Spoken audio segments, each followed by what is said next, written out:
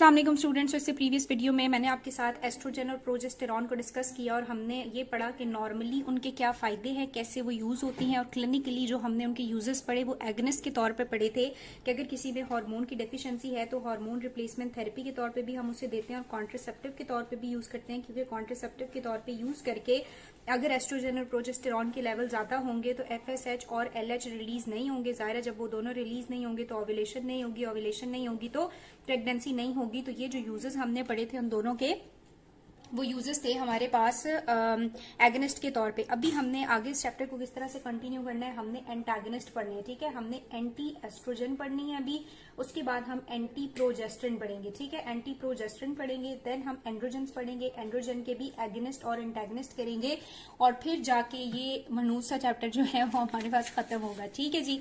अच्छा, अब एक इम्पॉर्टेंट बात ये कि हम जब एंटी एस्ट्रोजन पढ़ने लगे हैं तो ये एंटी एस्ट्रोजन, जैसे आपने बुक में स्टार्टिंग पे भी देखो तो ये एंटी एस्ट्रोजन जो है ये फर्दर 4 क्लासेस में डिवाइड हुए हैं, ठीक है। या तो हमने एस्ट्रोजन के सिंथेसिस को इनहिबिट करना है, सो सिंथेसिस इनहिबिटर मौजूद है हमारे पास। दूसरी बात यह है कि हम एस्ट्रोजन के जो रिसेप्टर्स हैं उनको एंटागनाइज कर दे, सो रिसेप्टर एंटागनिस्ट मौजूद है हमारे पास। तीसरी चीज क्या है कि कुछ ऐसी कंपाउंड्स हैं, कुछ ऐसी ड्रग्स हैं जिनके मिक्स एक्शंस हैं, जिनके क्या है मिक्स एक्शन है। वो किसी जगह पे एस्ट्रोजन के इफेक्ट को एगनाइज करती हैं और किसी जगह पे एस्ट्रोजन के इफेक्ट को एंटागनाइज करती हैं। कैसे करती हैं अभी हम देखते हैं। और फिर कुछ अदर ड्रग्स हैं और उन अदर ड्रग्स में हम क्या करते हैं, गोनाडोट्रोपिन रिलीजिंग हार्मोन्स को इफेक्ट करते हैं जो इंटीरियर पिट्यूटरी से रिलीज हो रही हैं। अब ये गोनाडोट्रोपिन रिलीजिंग हार्मोन जो है इसको एगनिस्ट दे के भी लेवल्स को कम किया जाता है और एंटागनिस्ट दे के भी किया जाता है। एगनिस्ट दे के कैसे किया जाता है, ये चीज पहले भी हमने किसी क्लासिफिकेशन में पढ़ी थी। जब हम एगनिस्ट देते हैं तो वो रिसेप्टर्स क्या हो जाते हैं, बहुत एक्सेसिव अमाउंट की वजह से डिसेंसिटाइज हो जाते हैं, रिस्पॉन्ड करना छोड़ देते हैं। सो गोनाडोट्रोपिन रिलीजिंग हार्मोन को हम बाहर से देंगे ज्यादा अमाउंट में तो एगनाइज कर रहे होंगे बेसिकली, लेकिन उसकी वजह से वो सेंसिटाइज हो जाएगा और इफेक्ट आना बंद हो जाएगा। फर्दर FSH और LH रिलीज नहीं होंगे, और या फिर हम उसका एंटागनिस्ट भी दे सकते हैं, इंटीरियर पिट्यूटरी से उसको इनहिबिट कर देंगे। जाहिर है जब इनहिबिट हो जाएगा तो आपके पास LH और FSH नहीं होंगे, और वो नहीं होंगे तो आगे जाके ओवरी जो है वो एस्ट्रोजन भी नहीं बनाएगी। तो ये डिफरेंट तरह के हमारे पास क्या है, एंटागनिस्ट की भी क्लासेस हैं। सबसे पहले हम लोग मिक्स को डिस्कस कर लेते हैं, क्योंकि बुक में इन्होंने मिक्स से ही स्टार्ट किया हुआ है। तो जैसे मैं आपको बता रही हूँ कि ये जो मिक्स्ड वाली ड्रग्स होंगी, ये मिक्स वाली ड्रग्स क्या करती हैं, किसी जगह पे ये एस्ट्रोजन के इफेक्ट को बढ़ाएंगी और किसी जगह पे जाके एस्ट्रोजन के इफेक्ट को कम करेंगी। ये जो मिक्स एक्शन एस्ट्रोजन का परफॉर्म करती हैं उन्हें हम कहते हैं सिलेक्टिव एस्ट्रोजन रिसेप्टर मॉड्यूलेटर, ठीक है। अब इसमें उसने कहा कि इनका जो डिफरेंट इफेक्ट है वो क्यों आता है रिसेप्टर में, डिफरेंट तरह के प्रोटीन्स हैं, डिफरेंट तरह के रिसेप्टर डाइमर्स हैं, शायद इस वजह से डिफरेंट तरह के इफेक्ट्स आते हैं। पहली ड्रग जो इसमें डिस्कस की हुई है वो है टेमोमॉक्सिफिन, ठीक है। सबसे पहली जो ड्रग इसमें उन्होंने की हुई है वो क्या है, टेमोमॉक्सिफिन। अब ये जो टेमोक्सिफिन है ये क्या काम करती है, अब हम देखेंगे कि कहाँ पे ये एज एन एगनिस्ट एक्ट कर रही है और कहाँ पे ये एज एन एंटागनिस्ट एक्ट कर रही है। तो बुक के अंदर बताता है कि ये जो टेमोक्सिफिन हमने दी, तो नॉर्मली आपको पता है एस्ट्रोजन अगर जाके ब्रेस्ट पे बहुत ज्यादा एक्ट करेगा, ब्रेस्ट की डेवलपमेंट कराता और एक्सेसिव में होगा तो क्या कर देगा, ब्रेस्ट कैंसर कर देगा। इसी तरह अगर एंडोमेट्रियम पे बहुत एक्सेसिवली एक्ट करेगा तो एंडोमेट्रियल कैंसर कर देगा। जब हम ये टेमोक्सिफिन देते हैं तो ये जो एस्ट्रोजन का इफेक्ट था ना ब्रेस्ट के ऊपर, डेवलपमेंटल इफेक्ट था, टेमोक्सिफिन क्या करती है, उसको कैंसिल कर देती है, उसको नहीं होने देती, एंटागनाइज करती है, ठीक है। तो ब्रेस्ट के अंदर जाके क्या करती है, टेमोक्सिफिन एस्ट्रोजन के इफेक्ट को एंटागनाइज करती है, ब्रेस्ट के ऊपर उसके इफेक्ट होने नहीं देती, और यूं ब्रेस्ट कैंसर को प्रिवेंट करने के लिए या ट्रीट करने के लिए हम टेमोक्सिफिन देते हैं। लेकिन at the same time endometrium पे जो एस्ट्रोजन के रिसेप्टर्स थे ना, उन्हीं रिसेप्टर्स पे ये जाके लगती है और उनको स्टिमुलेट करती है और उनके लिए एज एन एगनिस्ट एक्ट करती है, और यूं एंडोमेट्रियल का हाइपोप्लेजिया कॉज करती है और एंडोमेट्रियल के कैंसर के चांसेस या रिस्क फैक्टर को बढ़ा देती है। तो इस तरह से डिफरेंट रिसेप्टर्स पे जाके डिफरेंट काम कर रही है। ब्रेस्ट कैंसर पे रिसेप्टर पे जाके क्या कर रही है, एंटागनाइज कर रही है, जबकि एंडोमेट्रियम वाले एस्ट्रोजन रिसेप्टर को जाके स्टिमुलेट करती है। देन वो कहता है कि इसका सेकेंड इफेक्ट ये है कि ये इनहिबिशन करके हॉट फ्लैशेस कॉज करती है, लेकिन ये क्या करती है, एस्ट्रोजन का कोएगुलेशन इफेक्ट था ना, तो ये उस कोएगुलेशन के फैक्टर को भी एज एन एगनाइज्ड करती है, उसको भी इनहेंस करती है, जैसे कि खुद एस्ट्रोजन करता था। और जब कोएगुलेशन ज्यादा करती है तो थ्रोम्बस के चांसेस बढ़ा देती है, थ्रोम्बो एम्बोलिज्म के, कोएगुलेशन के, थ्रोम्बोसिस के चांसेस बढ़ा देती है। तीसरा एगनिस्ट के तौर पे किसके ऊपर एक्ट करती है, बोन के ऊपर भी एज एन एगनिस्ट एक्ट करती है। बोन के ऊपर एस्ट्रोजन क्या करता था, रीअब्जॉर्प्शन को कम करता था ना, और ऑस्टियोप्रोसेस को प्रिवेंट करता था, तो ये भी उसकी एस्ट्रोजन जैसा ही काम करती है, ऑस्टियोप्रोसेस को कम करती है, बोन रिजॉर्प्शन को कम करती है, ऑस्टियोप्रोसेस को बोन की जो ऑस्टियोप्रोसेस हो रही होती है उसको इनहिबिट करती है। तो ये वाली बात अब आपको समझ आ गई कि जो हम मिक्स की बात करें वो क्यों कर रहे हैं, क्योंकि टमोक्सिफिन किसी जगह पे जाके एस्ट्रोजन का बिल्कुल ऑपोजिट काम कर रही है और कुछ जगहों पे जाके उसके जैसा काम कर रही है। अब कहाँ पे उसके जैसा काम करती है, एंडोमेट्रियम पे उस जैसा करती है, ब्लड में जो कोएगुलेशन है वो एस्ट्रोजन जैसी ही करती है, और सेम एज बोन की रिजॉर्प्शन को भी एस्ट्रोजन की तरह कम करती है। और एस्ट्रोजन के ऑपोजिट काम कहाँ पे करती है, ब्रेस्ट कैंसर को इनहिबिट करती है और यहाँ पे एस्ट्रोजन को एंटागनाइज करती है, और सेम एज हॉट फ्लैशेस भी कॉज करती है। इसके अलावा वो कहता है टमोक्सिफिन भी इसी का ही रिलेटेड एक न्यू ड्रग जो है वो आई है और वो भी इसी के रिलेटेड काम शाम करती है। ठीक है, नेक्स्ट उन्होंने एक और एगनिस्ट के बारे में इसी तरह के मिक्स ड्रग के बारे में बात की हुई, और वो मिक्स ड्रग हमारे पास कौन सी है, उस मिक्स ड्रग में हमारे पास है रेलॉक्सिफिन। ठीक है, सेकंड ड्रग हमारे पास कौन सी दिखाई हुई है, बताई हुई है, रेलॉक्सिफिन बताई हुई है। अच्छा, ये एंडो का ये वाला चैप्टर जो है ना मुझे बिल्कुल पसंद कोई नहीं है, तो ये नेक्स्ट जो ड्रग हमें दिखाई दी है वैसे आसान है, रेलॉक्सिफिन है, और ये रेलॉक्सिफिन हमें क्या करती है, ये भी सेम एज काम करती है जैसा कि आपके पास टमोक्सिफिन ने किया, यानी ये भी कुछ जगहों पे जाके उसके इफेक्ट को क्या करती है, एगनाइज करती है, और कुछ जगहों पे उसके इफेक्ट को एंटागनाइज करती है। अब कहाँ पे जाके उसके इफेक्ट को एगनाइज करती है, मतलब एस्ट्रोजन जैसा काम करती है, तो एस्ट्रोजन जैसा काम करती है, बोन की रिजॉर्प्शन को कम करती है, ऑस्टियोप्रोसेस में इसको हम यूज करते हैं। उसके अलावा सेम एज ये क्या करती है कि ब्रेस्ट कैंसर पे एंटागनाइज करती है और ब्रेस्ट कैंसर के चांसेस को क्या करती है, कम करती है, लेकिन एंडोमेट्रियम के ऊपर इसका कोई इफेक्ट नहीं है। एंडोमेट्रियम के अलावा एंटागनाइज एक्शन उसका क्या था, वहां पे हॉट फ्लैशेस कॉज करना, तो ये भी करती है। एगनिस्ट एक्शन क्या था, ऑस्टियोपोरोसिस के अलावा थ्रोम्बस कराना, थ्रोम्बो एम्बोलिज्म के रिस्क बढ़ाना, तो ये भी थ्रोम्बोसिस के चांसेस बढ़ा देती है। एक और ड्रग इसमें आई है बेजीडॉक्सिफिन, वो भी न्यूअर कंपाउंडर ऑस्टियोप्रोसेस के लिए हम उसे बहुत ज्यादा प्रेफर करते हैं। तो रेलॉक्सिफिन जो है इसको ऑस्टियोप्रोसेस के लिए यूज किया जाता है पोस्ट मीनोपॉजल वुमेन में। ये भी एगनिस्ट भी करती है, एंटागनिस्ट भी। एस्ट्रोजन जैसे काम क्या करती है कि ऑस्टियोप्रोसेस को इनहिबिट करती है और थ्रोम्बस करती है, और एस्ट्रोजन के ऑपोजिट क्या काम करती है, ब्रेस्ट कैंसर के रिस्क को कम करती है और हॉट फ्लैशेस कॉज करती है। ठीक है, अब ये जो मिक्स ड्रग है इसमें से तीसरी और आखिरी ड्रग है हमारे पास क्लोमाफिन। ठीक है, ये क्लोमाफिन इंपॉर्टेंट है, मेरे एग्जाम में इसका मैकेनिज्म ऑफ एक्शन लिखने को आया था। ठीक है, जो क्लोमाफिन है ये किस तरह से काम करती है, तो क्लोमाफिन असल में रिसेप्टर एगनिस्ट है। एस्ट्रोजन का जो रिसेप्टर है ना, एस्ट्रोजन के जो रिसेप्टर है उनकी पार्शियल एगनिस्ट है। ठीक है, पार्शियल एगनिस्ट है, और एस्ट्रोजन को यूज करके हम क्या करते हैं, इस ड्रग को यूज करके हम ओव्यूलेशन को पॉसिबल कराते हैं। एन ओव्यूलेटरी वुमेन्स हैं जो कि प्रेगनेंसी चाहती हैं, तो उनमें फिर हम ये ड्रग्स देते हैं जो कि ओव्यूलेशन को नॉर्मलाइज करता है। ठीक है, और ओव्यूलेशन में उनको हेल्प करता है। तो ये असल में पार्शियल एस्ट्रोजन रिसेप्टर एगनिस्ट है, ये इसका मैकेनिज्म ऑफ एक्शन है। अब पहली चीज हमने कहा कि हमने अगर एस्ट्रोजन को क्या करना है, एंटागनाइज करना है, तो हमने उसमें मिक्स वाली ड्रग्स यूज करनी थी, और मिक्स वाली ड्रग्स हमने यूज कर ली। इसमें हमने कौन सी की, टमोक्सिफिन की, ठीक है, रेलॉक्सिफिन की और क्लोमिफिन की, ये तीनों हो गई।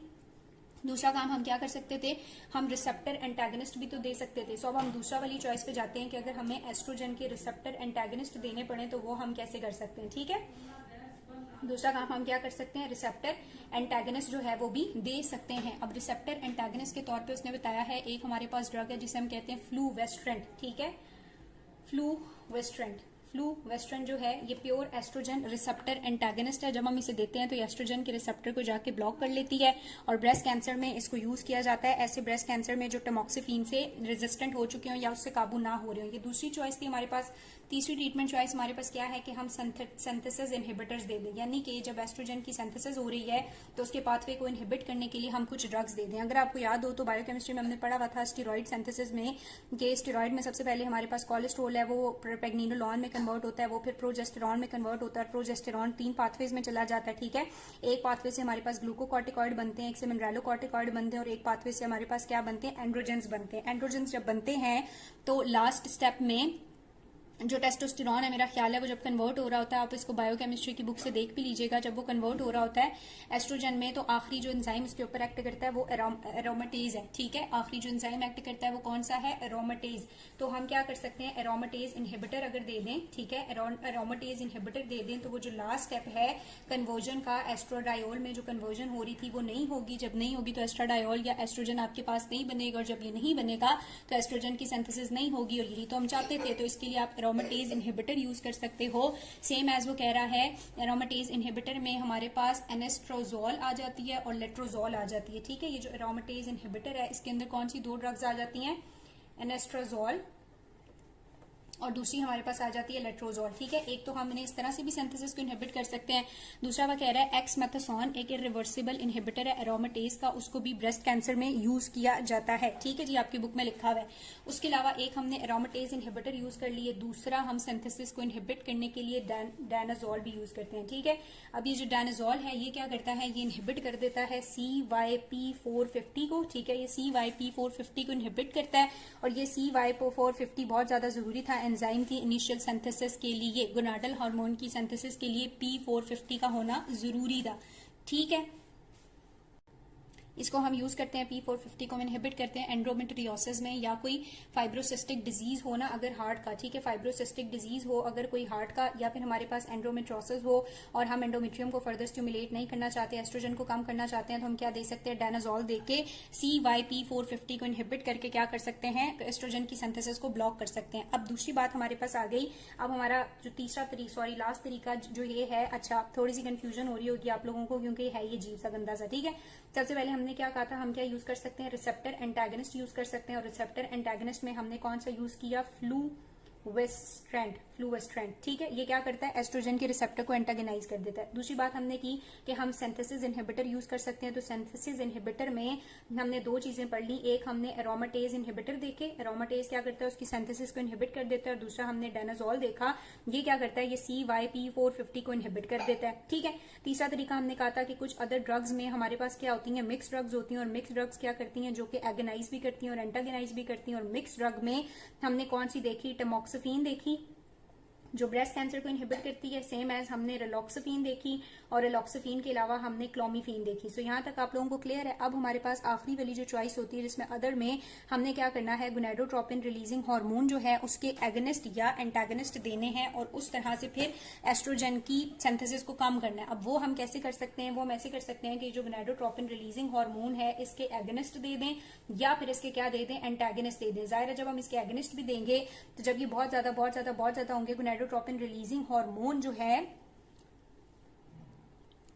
अगर हम बहुत ज्यादा गोनाडोट्रोपिन रिलीजिंग हार्मोन दिए जा रहे हैं तो इंटीरियर पिट्यूटरी पे जब जितना एक्ट करता जाएगा, एक टाइम आएगा कि वो इंटीरियर पिट्यूटरी डिसेंसिटाइज हो जाएगी, वो आगे से गोनाडोट्रोपिन FSH और LH रिलीज करना बंद कर देगी। जब ये रिलीज नहीं होंगे तो जाहिर FSH जाएगा नहीं, फॉलिकल्स की डेवलपमेंट होगी नहीं, तो एस्ट्रोजन भी रिलीज नहीं होगा। सो एगनिस्ट दे के भी, इसका एनालॉग दे के भी हम क्या कर सकते हैं, एस्ट्रोजन की सिंथेसिस को कम कर सकते हैं। और इसका जो एनालॉग हम देते हैं उसमें आता है लियोप्रोलाइड। ठीक है, इसके एगनिस्ट में क्या आता है, हमारे पास लियोप्रोलाइड आता है। इसी तरह एंटागनिस्ट भी दे सकते हैं। एंटागनिस्ट जो है वो डायरेक्टली के इंटीरियर पिट्यूटरी के लेवल पे हाइपोथैलेमस पैक करेंगे और इनके सिंथेसिस को इनहिबिट कर देंगे। ओवेरियन हाइपरस्टिमुलेशन सिंड्रोम अगर हो तो उसमें हम ये डायरेक्ट एंटागनिस्ट देते हैं, जिनमें हमारे पास जेनीरेलिक्स और सेट्रोरेलिक्स आ जाते हैं। ठीक है, जिनमें हमारे पास क्या आता है, जेनीरेलिक्स आ जाता है और सेट्रोरेलिक्स आ जाता है। सो ये वाली टोटल जो है वो हमारे पास ड्रग्स हैं जिन्हें हम यूज करते हैं एज एन एंटी एस्ट्रोजन। ठीक है, एंटी एस्ट्रोजन में हमने रिसेप्टर एंटागनिस्ट दिए, फ्लूवेस्ट्रेन जिन्होंने रिसेप्टर को इनहिबिट करना है, सिंथेसिस इनहिबिटर दिए जिसमें एरोमेटेज इनहिबिटर है, एरोमेटेज में जो रिवर्सिबली इनहिबिट करते हैं उसमें हमारे पास एनेस्ट्राजोल था और सेट्रोजोल था, और इरिवर्सिबली जो इनहिबिट कर देता है उसको इरिवर्सिबल इनहिबिटर में भी था हमारे पास एक्सोमेथासोन। ठीक है, उसके बाद हमने कहा कि कुछ अदर हो सकती हैं, मिक्स वाली ड्रग्स हैं, और गोनाडोट्रोपिन रिलीजिंग हार्मोन का एगनिस्ट और एंटागनिस्ट दे सकते हैं। एगनिस्ट में लियोप्रोलाइड है और एंटागनिस्ट में हमारे पास जेनीरेलिक्स है और सेट्रोरेलिक्स है। तो ये बात होगी किसकी, एंटी एस्ट्रोजन ड्रग की। ठीक है, एंटी एस्ट्रोजन थी, एंटी एस्ट्रोडाइल थी। अब हमारे पास आ जाती है एंटी प्रोजेस्ट्रिन। तो कहते हैं एंटी प्रोजेस्ट्रिन के तौर पे एक ही ड्रग जो है वो यूज होती है और उसको हम क्या कहते हैं, इसको हम कहते हैं मैफिप्रेस्टोन। ठीक है, इसको हम क्या कहते हैं, मैफिप्रेस्टोन। जाहिर अब एंटी एस्ट्रोजन देंगे तो जब एंटी प्रोजेस्टेरॉन देंगे, अगर प्रोजेस्टेरॉन के लेवल गिरेंगे तो प्रोजेस्टेरॉन किसके लिए चाहिए था, प्रेगनेंसी को मेंटेन करने के लिए चाहिए था। अगर प्रोजेस्टेरॉन के लेवल गिरेंगे इसका मतलब है प्रेगनेंसी भी अबॉर्ट हो जाएगी। तो ये जो मैफिप्रेस्टोन है इसका क्लिनिकल यूज क्या है कि इसको अबॉर्शन के लिए यूज किया जाता है। ठीक है, मैफिप्रेस्टोन जो है इसको अबॉर्शन के लिए यूज किया जाता है, ओरली देते हैं। ये एस्ट्रोजन की एंटागनिस्ट है, अबॉर्टिफेसेंट है, अबॉर्शन के लिए यूज किया जाता है। इस मैफी मिफ्रिप्रिस्टोन को अगर कंबाइन कर दें, वो कहता है अगर आप इसका कॉम्बिनेशन यूज करें मिसोप्रोस्टॉल के साथ, ठीक है, मिसोप्रोस्टॉल के साथ अगर आप इसका कॉम्बिनेशन यूज करें तो ये बहुत ही ज्यादा पोटेंट अबॉर्टिव ड्रग है। 95% चांसेस होते हैं कि अबॉर्शन हो जाता है। इसके एडवर्स इफेक्ट ये हैं कि इसकी वजह से एक तो अबॉर्शन हो जाता है, नोजिया भी होता है, वॉमिटिंग भी, डायरिया भी, क्रैम्पिंग भी और ब्लीडिंग भी, बहुत रेयर केसेस में सेप्सिस और शॉक की वजह से डेथ भी हो जाती है, ठीक है।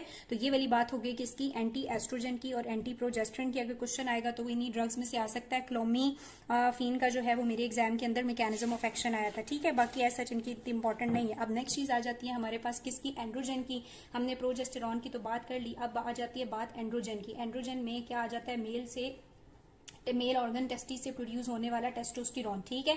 सो पहले हम देखेंगे कि ये जो टेस्टोस्टेरॉन है इसके नॉर्मली क्या इफेक्ट होते हैं, फिर हम ये देखेंगे कि इसके एगनिस्ट और एंटागनिस्ट हमने किस तरह से देने और वो कैसे इफेक्ट करते हैं।